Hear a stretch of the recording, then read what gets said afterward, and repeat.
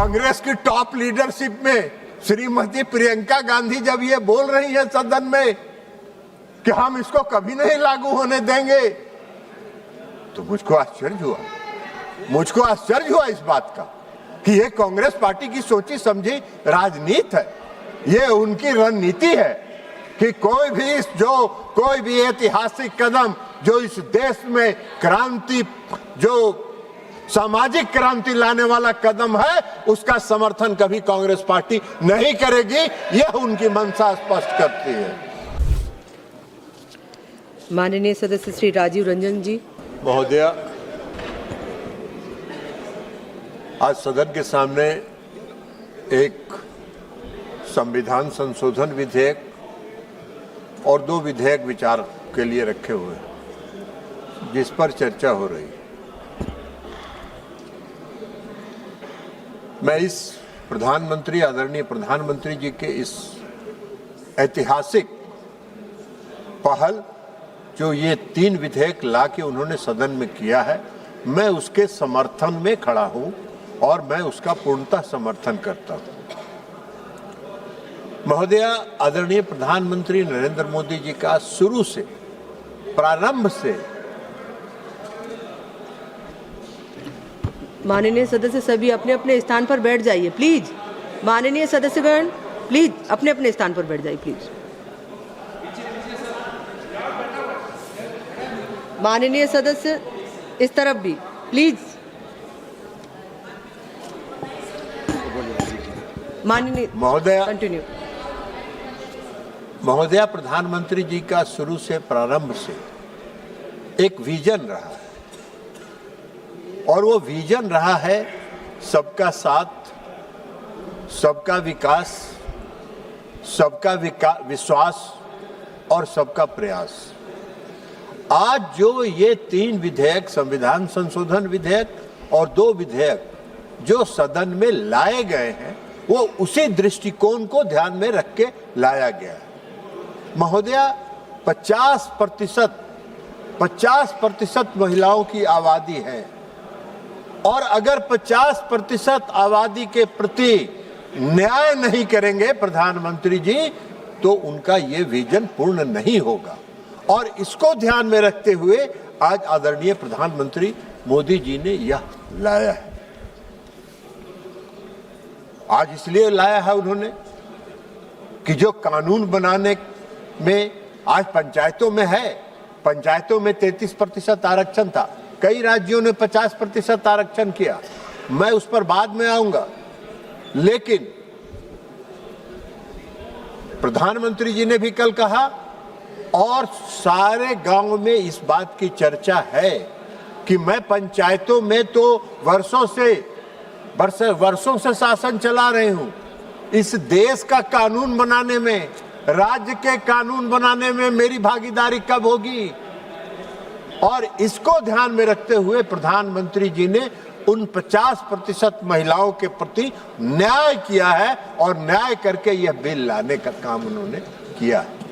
आज आवश्यकता इस बात की है कि उनको कानून बनाने में सहभागिता उनकी सुनिश्चित होनी चाहिए। महोदया, प्रधानमंत्री जी ने संसदीय लोकतंत्र के इतिहास में 2 ऐतिहासिक कदम उठाए। पहला ऐतिहासिक कदम उठाया उन्होंने 2023 में।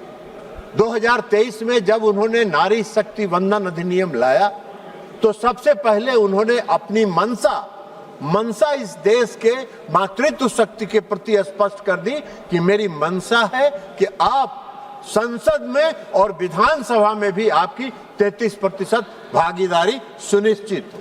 ये उन्होंने लागू करने का काम किया। तो दूसरा पहल, संसदीय लोकतंत्र के इतिहास में दूसरा पहल आज का पहल है, जो प्रधानमंत्री नरेंद्र मोदी जी ने उसको सरजमीन पर उतारने के लिए, उसको सच्चाई में परिवर्तित करने के लिए यह संविधान संशोधन विधेयक लाने का काम किया है।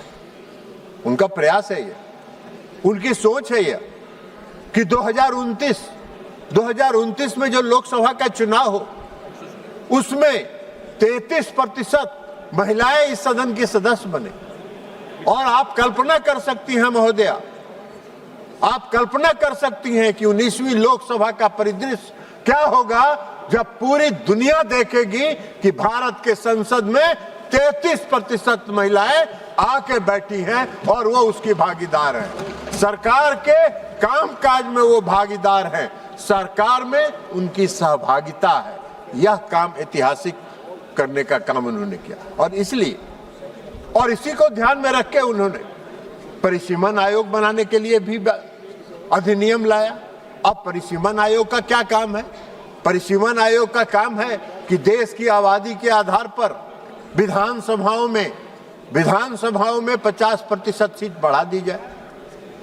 50% अगर सीट बढ़ जाएगी तो स्वाभाविक तौर पर लोकसभा में भी सीटें बढ़ जाएगी और उसमें 33% महिलाओं को आरक्षण मिलेगा।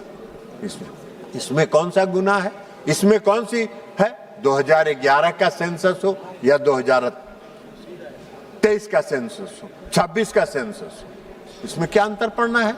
महिलाएं तो महिलाएं हैं, महिला एक समाज है और वो महिलाएं चाहे जिस वर्ग की महिला हो, महिला है और महिलाओं के साथ न्याय में ये आनाकानी और जो रास्ता खोजने का काम किया जा रहा है, महिला विरोधी होने के लिए जो रास्ता खोजने का काम किया जा रहा है, उसका इस देश की महिलाएं उसका समर्थन कभी नहीं करेंगी। इस देश की महिलाएं, कल प्रधानमंत्री जी ने भी सचेत किया है, आपको बता देंगे, अभी ठहर जाइए थोड़ी ना, अभी अखिलेश जी को बताते हैं। तो इसलिए ये आ रहा है, अब विधानसभाओं में सीटें बढ़ेगी, लोकसभा में भी सीटें बढ़ेगी, तो इसमें क्या दिक्कत है भाई? इसमें कोई दिक्कत नहीं होना चाहिए। लेकिन मैं कल देख रहा था, मैं कल सुन रहा था कि माननीय सदस्य प्रियंका जी अभी किरण रिजिजू जी चले गए, नहीं तो और मेघवाल साहब हैं, किरण रिजिजू जी जा रहे हैं, हम उन्हीं को एक कोट करके उनको वो साबित करना चाहते हैं। उन्होंने कल भाषण दिया, उनका भाषण हम बहुत ध्यान से सुन रहे थे। उन्होंने 3-4 बातों का उल्लेख किया।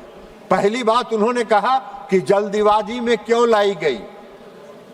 50% महिलाओं को आरक्षण देना जल्दीबाजी का कदम नहीं हो सकता है। 50% उनकी आबादी है और 50% उनकी आबादी है तो और उनको कानून में और संसद में, विधानसभाओं में बैठने का हक देने का अगर कोई कानून लाया है प्रधानमंत्री जी ने, तो वो जल्दीबाजी का कानून नहीं है। 2023 में यह नारी शक्ति वंदन अधिनियम पास हुआ और आज 2026 है। 3 साल के बाद उसकी पूरी तैयारी करके और पूरे सोच समझकर यह बात कही गई है। उन्होंने क्या कहा? उन्होंने आगे कहा कांग्रेस पार्टी कभी नहीं होने देगी। अरे हम सबको मालूम है, इस पूरे देश को मालूम है कि किसी भी परिवर्तन को, किसी भी सामाजिक परिवर्तन को आप नहीं लागू होने देना चाहते हैं। आपकी मंशा बहुत साफ है, इसलिए आपने ये बात कही। अब ये बात अगर कांग्रेस का कोई दूसरा सदस्य कहता तो मुझको लगता कि चलिए भाई अनजाने में कह दिया हो, लेकिन कांग्रेस की टॉप लीडरशिप में श्रीमती प्रियंका गांधी जब ये बोल रही है सदन में कि हम इसको कभी नहीं लागू होने देंगे, तो मुझको आश्चर्य हुआ इस बात का कि ये कांग्रेस पार्टी की सोची समझी राजनीति है।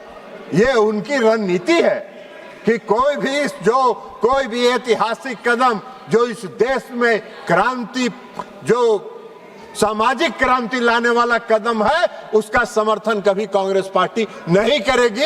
यह उनकी मंशा स्पष्ट करती है।